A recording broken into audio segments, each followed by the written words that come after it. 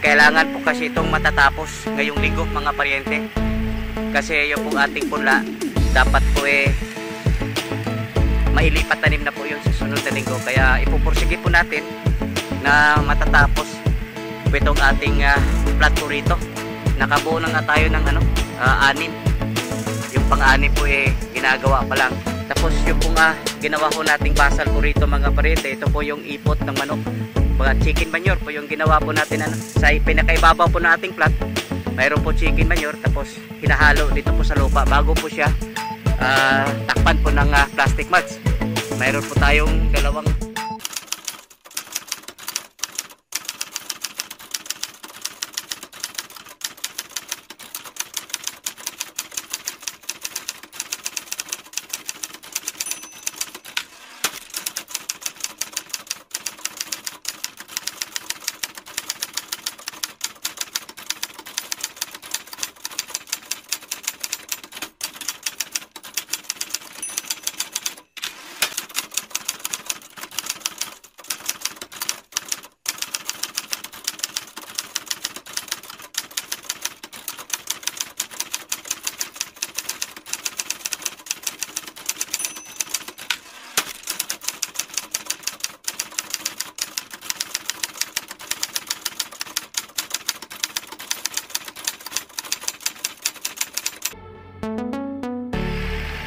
ayan mga paryente, isang mainit na umaga.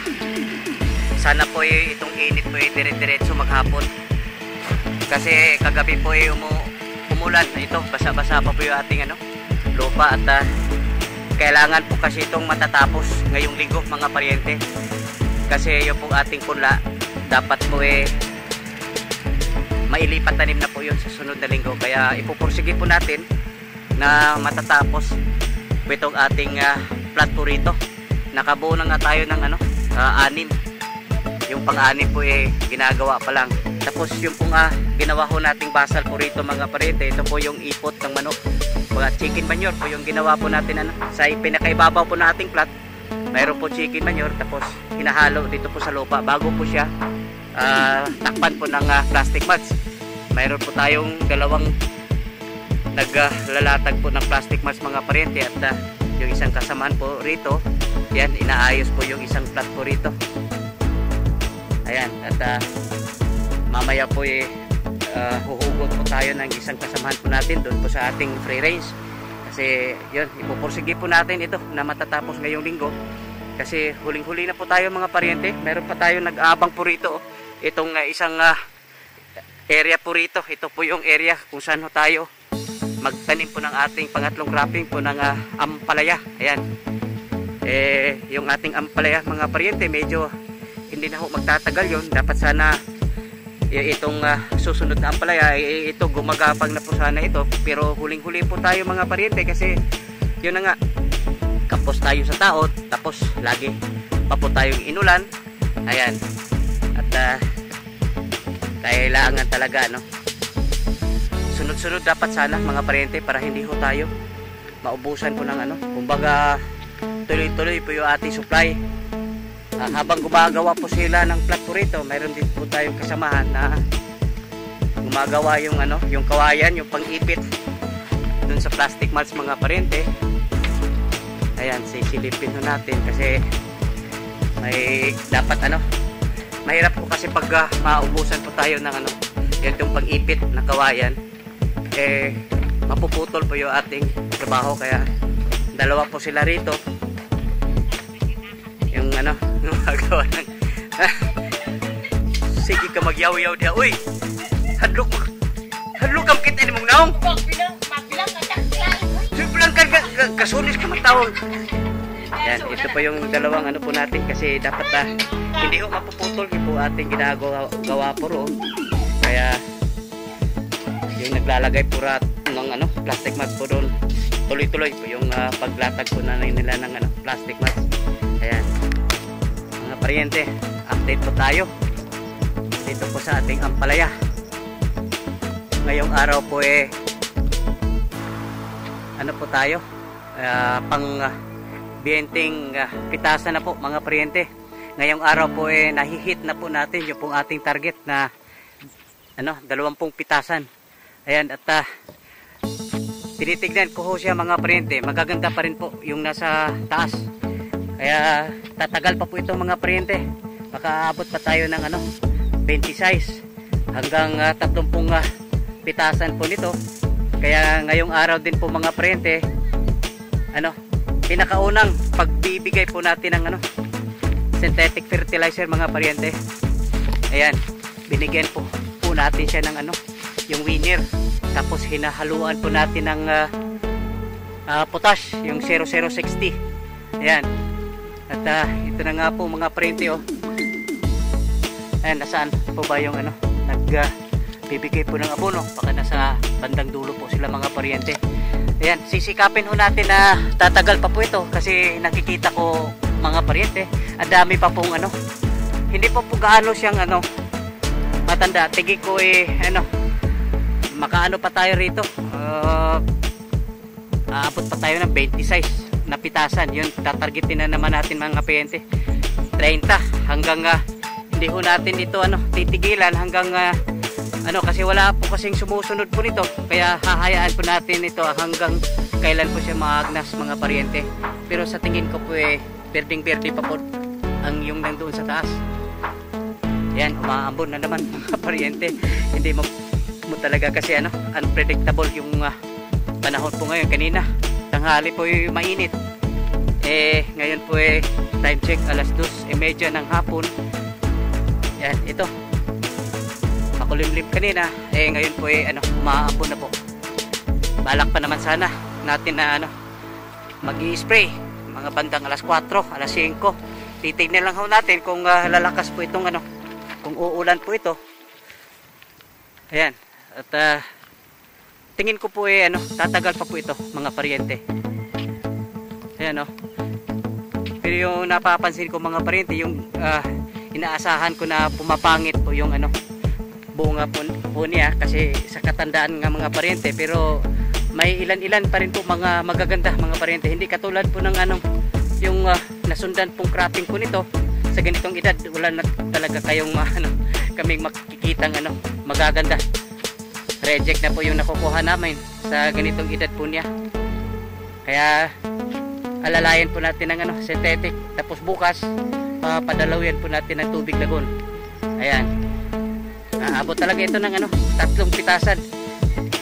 Hindi ho natin ito papatayin hanggat hindi ho siya maagnas kasi wala na rin pong susunod po nito, matatagal pa yun.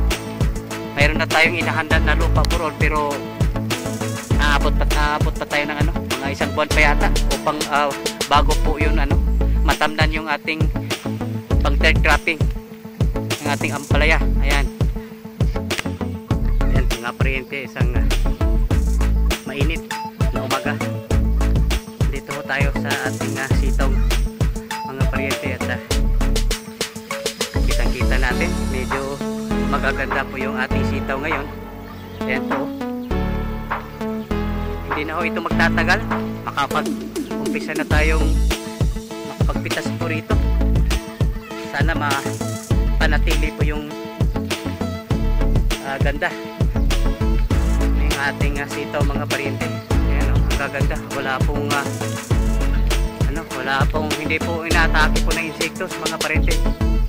Ayan, napakaganda po yung ating sitaw.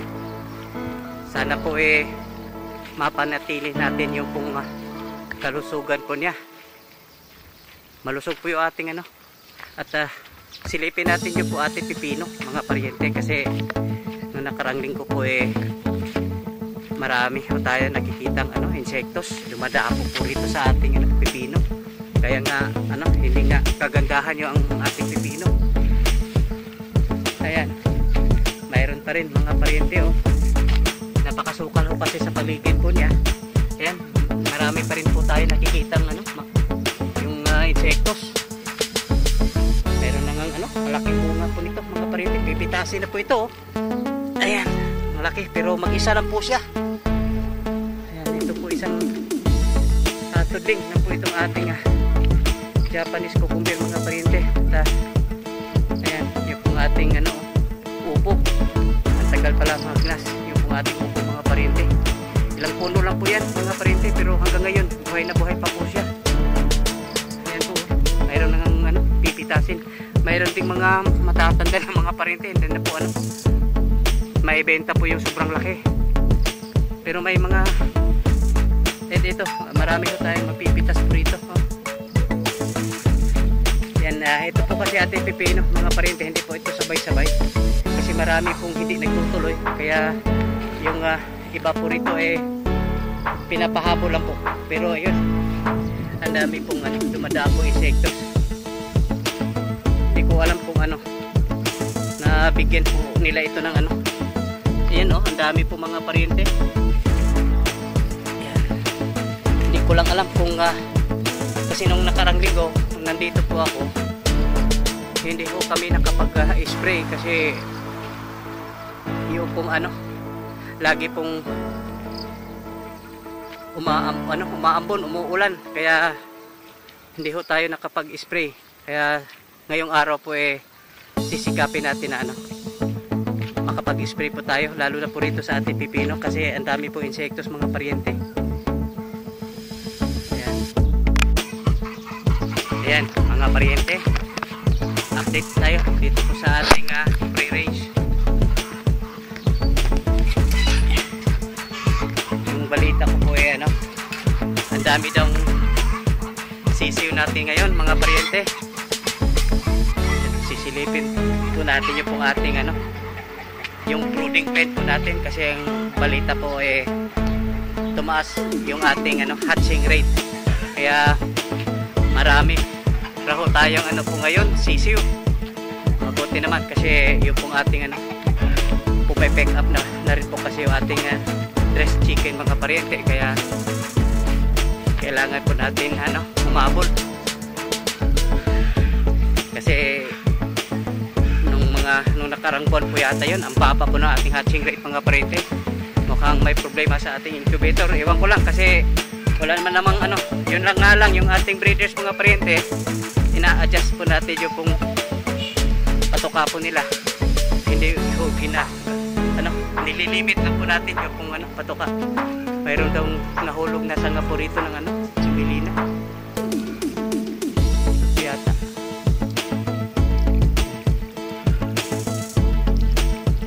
Ay, yun, may butas po ron mga paryente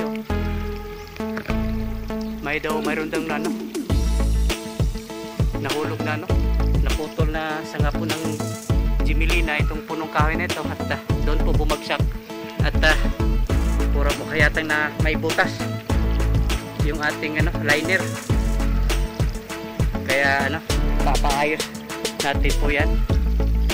Ayan, ito na nga pala yung po ating kasola mga paryente. Matabaho sila, ang ganda ho kasi ng ambience po rito, medyo nasisilungan sila, tapos naaarawan pa rin mga paryente, hindi natutudo yung pong sikat po ng araw po rito kasi nasa ilalim po tayo ng mga punong kahoy. Ayan, diretso po tayo sa ating brooding.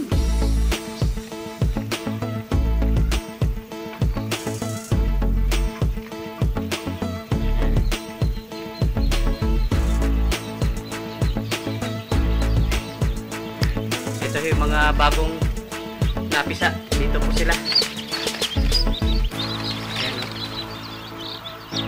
Silipin po natin yung ating brooding kasi ang balita ni kasamang Joshua, dumarami na daw. Ito na nga yung isang batch lang po ito mga paryente. Mahigit 100 po ito. Ayan, ito na naman yung sumunod na batch. Ayan, ang dami po sunod-sunod mga paryente. Punong-puno yung ating brooding pen. Ayan, makikita ho natin mga paryente, first in first out, kasi mula rito sa pinakaunang brooding pen, palaki, puni siya ng palaki. Ayan kumbaga first in first out po yata ito.